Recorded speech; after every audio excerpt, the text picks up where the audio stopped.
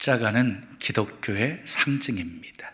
십자가는 기독교 복음의 핵심입니다. 십자가는 예수님이 지시기 전에 저주의 상징이었습니다. 신명기 21장 23절에 나무에 달린 자는 하나님께 저주를 받았음이니라. 이 말씀 때문에 유대인들은 예수님이 십자가에 못 박혀 죽음으로 하나님께 저주를 받은 것이다 라고 생각했습니다. 자, 그런데 사도 바울은 갈라디아서 6장 14절에 내게는 우리 주 예수 그리스도의 십자가 외에는 결코 자랑할 것이 없으니 라고 고백합니다. 자랑할 것이 있다면 십자가라는 것입니다. 내세울 것이 있다면 십자가라는 것입니다. 세상에는 많은 도가 있어요. 도가. 차를 마실 때에 차도가 있습니다. 바둑을 둘 때 기도가 있습니다. 음식을 먹을 때는 식도가 있습니다. 그러면 기독교에는 뭐가 있을까요? 십자가의 도가 있습니다. 18절 말씀 다시 읽어요. 시작. 십자가의 도가 멸망하는 자들에게는 미련한 것이요 구원을 받는 우리에게는 하나님의 능력이라 그랬어요. 십자가의 도가 뭐예요? 십자가에 대한 말씀을 가리키는 거예요. 십자가의 진리를 말하는 거예요. 바울이 예수님을 알기 전에는 십자가에 대한 그런 말씀을 전해 들을 때에 다 미련한 것이라고 생각했어요. 근데 예수님을 알고 나니까 자기가 멸망하는 자였다는 거예요. 십자가의 도에 능력이 있다는 사실을 깨달아 알게 되어진 것이에요. 자, 오늘 본문의 말씀의 배경은 이 고린도 교회가 하나님의 은혜로 크게 부흥을 했습니다. 그런데 내부에 파당이 만들어졌어요. 아볼로파, 게바파, 그리고 바울파, 그리스도파, 이 파당이 만들어졌어요. 그래서 교회 내에서 갈등과 대립이 심화되어지게 되어지자 이단들이 들어와. 이단들이 지금도 마찬가지지요. 교회 분쟁이 일어나게 되어지면은요 꼭 이단들이 들어오게 되어 있어요. 자, 그러므로 교회를 무너뜨리는 가장 무서운 것은 외부의 공격이 아니라 내부의 분열인 거예요.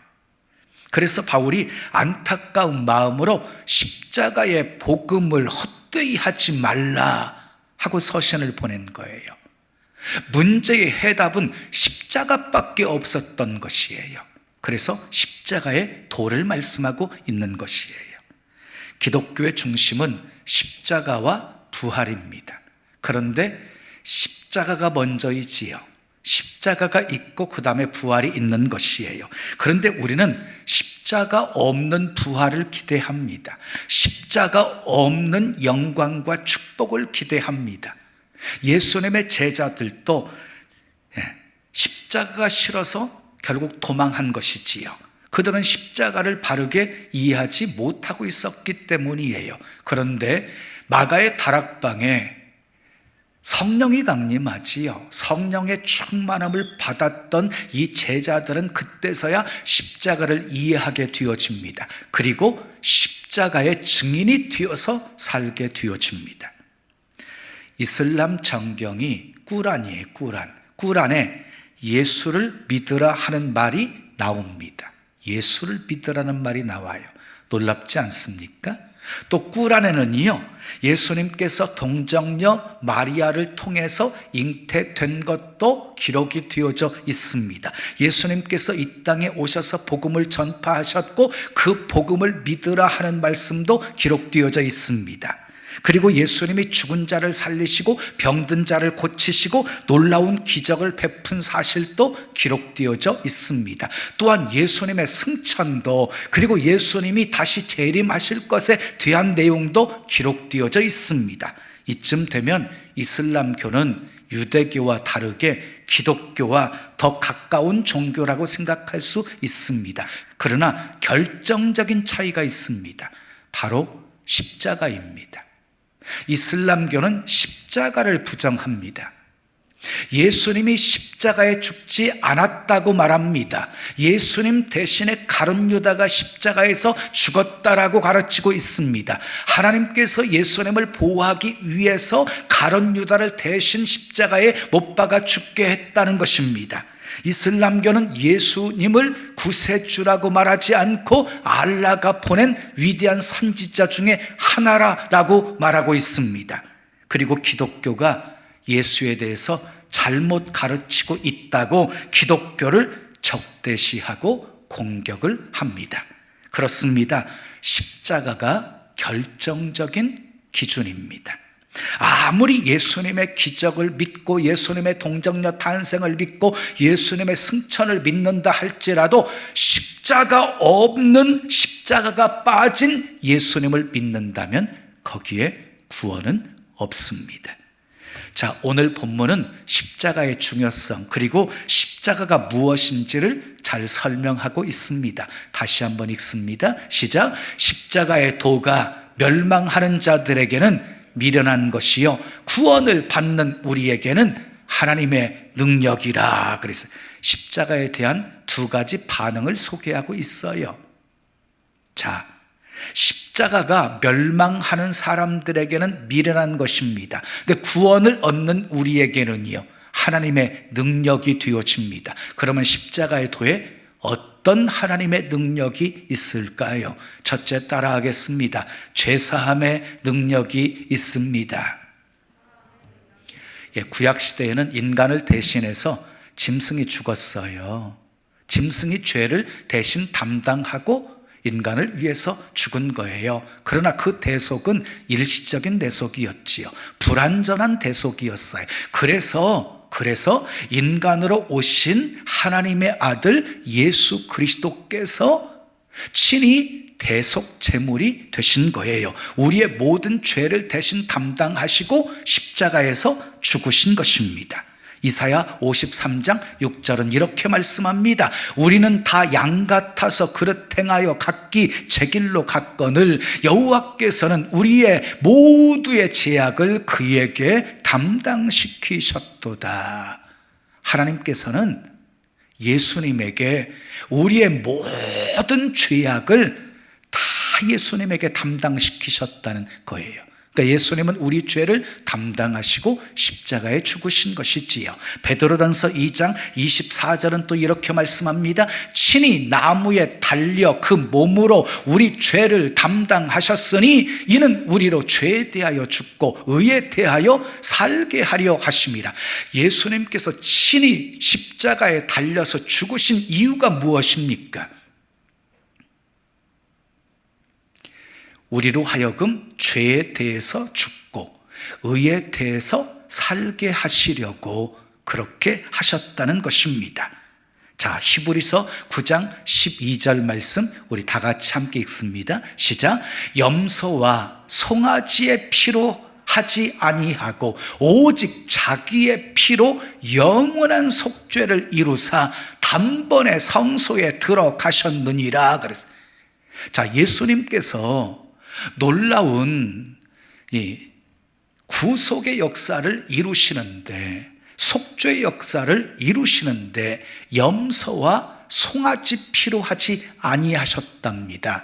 자기 피로 영원한 속죄를 이루셨다는 것입니다. 그리고 단번에 성소에 들어가셨다는 것입니다. 자, 예수님의 죽으심으로 뭐가 이루어진 거예요? 영원한 속죄가 이루어진 것이에요. 영원한 속죄가.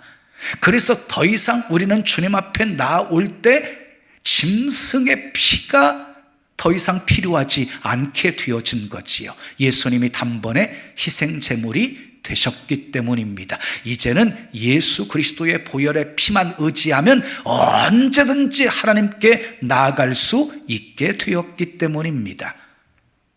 아멘. 이때는 크게 아멘 해야 돼요. 자, 불교도요, 죄를 날카롭게 지적을 해요. 불교도. 그래서 인과 응보를 강조해요. 그런데 불교에는 죄사함의 교리가 없어요. 왜냐? 피가 없기 때문에. 피가. 히브리서 9장 22절은 이렇게 말씀합니다. 피 흘림이 없은즉 사함이 없느니라. 다 같이 따라하세요. 피 흘림이 없은즉 사함이 없느니라. 석가모니가 어떻게 죽었는지 아세요? 대장간을 하는 춘다라고 하는 사람이 공양을 한 돼지고기를 먹고 죽었다라는 설이 있고, 그 춘다라는 사람이 공양한 독버섯을 먹고 죽었다는 설이 있습니다. 그러나 예수님은요, 우리를 위해서 십자가에 못 박혀 피 흘려 죽으셨습니다. 그래서 기독교에 죄사함이 있는 것입니다. 아무리 목욕탕에 가서 목욕을 깨끗이 해도 죄를 씻어낼 수 없어요. 아무리 의사가 수술을 잘해도 죄를 도려낼 수 없어요. 아무리 학교에 가서 공부를 잘해도 죄를 해결할 수가 없어요.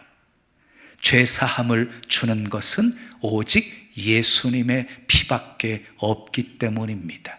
믿으시면 아멘. 두 번째 따라하겠습니다. 구원의 능력이 있습니다. 자, 십자가는요, 하나님의 공의와 하나님의 사랑, 이 두 가지를 실현했어요. 공의가 뭐예요?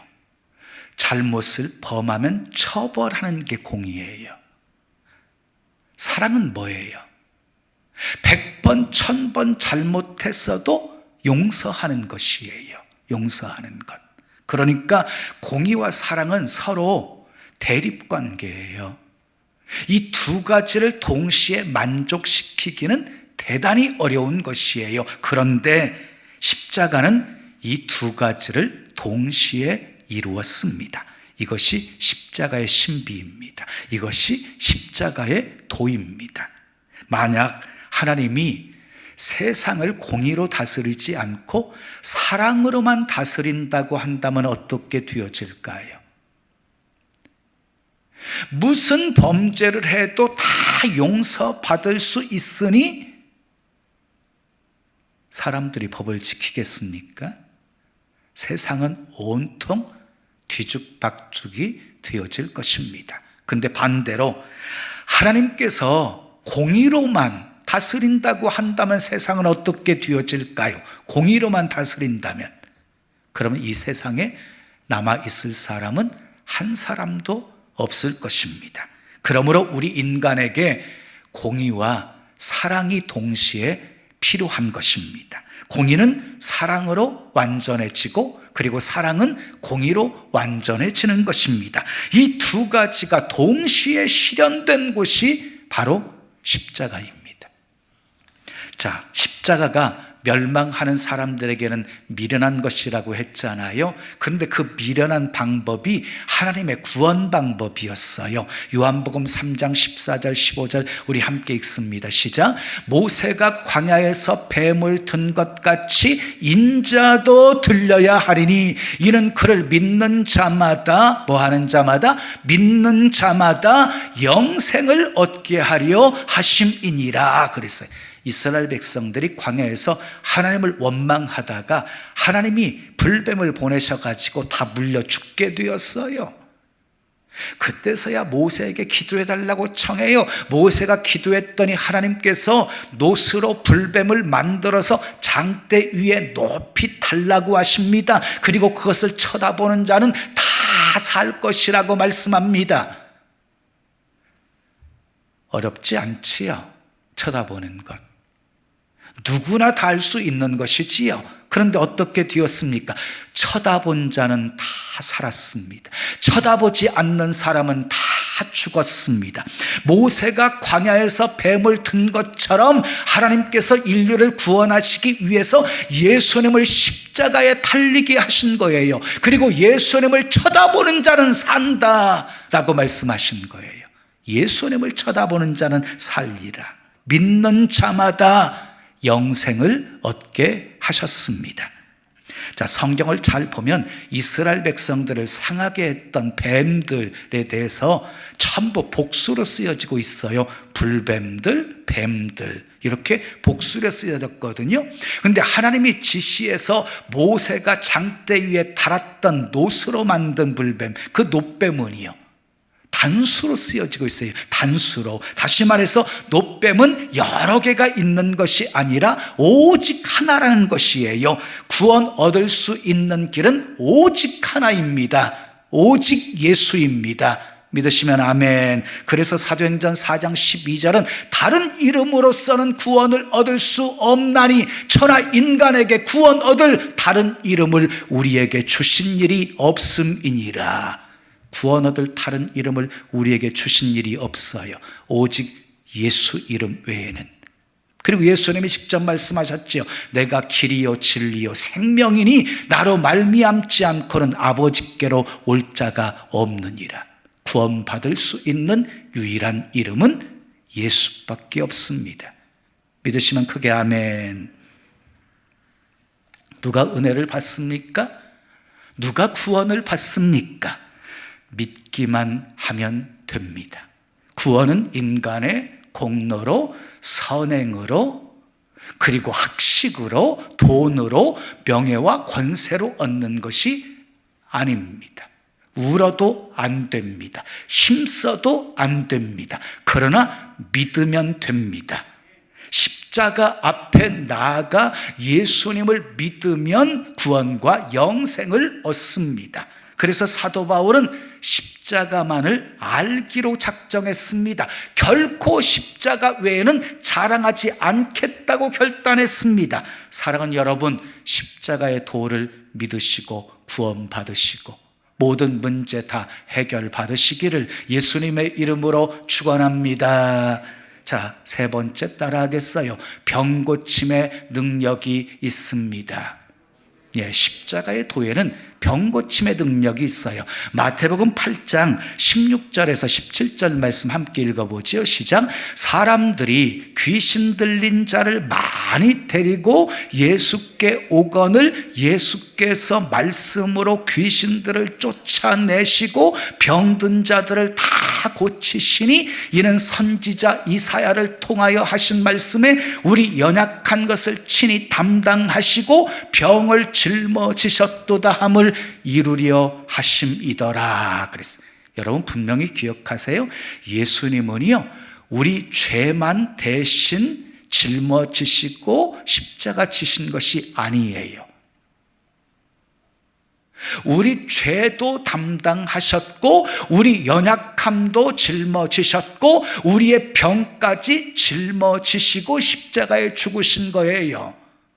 그래서 십자가는 병고침의 능력이 있습니다. 그래서 이사야 선지자는 53장 5절에서 이렇게 선포합니다. 그가 찔림은 우리의 허물 때문이요 그가 상함은 우리의 죄악 때문이라. 그가 징계를 받음으로 우리가 평화를 누리고 그가 채찍에 맞음으로 우리는 나음을 받았도다. 주님이 채찍에 맞으심으로 우리가 나음을 받았다는 것입니다. 자, 파스칼이 방세를 기록하게 된 동기가 있어요. 여동생이 이 불치병 안질에 걸려서 고생하고 있었어요. 이 파스칼이 처음으로 하나님께 진심으로 기도를 드립니다. 그랬더니 환상이 보였어요. 예수님의 십자가가 나타나더니 십자가에서 비추는 빛이 동생 눈에 비치는 것이었어요. 이상한 일이었습니다. 파스칼은 기도를 마치고 동생을 찾아가서 눈이 어떠냐고 물었습니다. 동생이 말했습니다. 오빠, 이상한 일이 생겼어요. 눈이 방금 다 나았어요. 이때 파스칼이 이렇게 중얼거립니다. 나는 철학자의 하나님을 믿지 않고 아브라함의 하나님, 이삭의 하나님, 야곱의 하나님, 살아계신 하나님을 믿노라. 파스칼이 죽은 후에 옷에서 이상한 가죽 조각들이 발견되었어요. 가죽 조각들이. 옷깃에, 여러 옷깃마다 그 가죽 조각이 발견된 거예요. 근데 그 가죽 조각에는요, 살아계신 하나님을 믿노라 이렇게 쓰여져 있었습니다. 십자가는 병을 고치는 신유의 능력이 있습니다. 마지막 네 번째 따라하겠습니다. 승리의 능력이 있습니다. 십자가의 도에 승리의 능력이 있어요. 목회하다 보면 때로 답답할 때가 있어요. 때로는요, 고통스럽고 어떤 때는 분하고 또 어떤 때는 억울하기도 하고 또 어떤 때는 힘들고 또 어떤 때는 한없이 약해질 때가 있습니다. 그러나 그때마다 십자가 붙들면 하나님이 주시는 힘으로 넉넉히 이기고 다시 행복하게 신나게 목회할 수 있게 하셨습니다. 십자가의 능력이 있습니다. 요한복음 12장 23절을 보면 예수님께서 죽으러 올라가시면서 하신 말씀이에요. 우리가 이해하기 힘든 말씀이에요. 죽으러 올라가시면서 이렇게 말씀하십니다. 인자가 영광을 얻을 때가 왔도다. 죽으러 가시면서 인자가 영광을 얻을 때가 왔도다 라고 말씀하셨어요. 여러분, 세상 사람들은 영광을 승리에서 찾아요. 승리에서. 근데 예수님은요, 십자가에서 영광을 보고 계시는 거예요. 십자가에서. 그렇습니다. 십자가의 길은 고난의 길입니다. 좁은 길입니다. 그러나 그 길은 생명의 길입니다. 영광의 길입니다. 승리의 길입니다.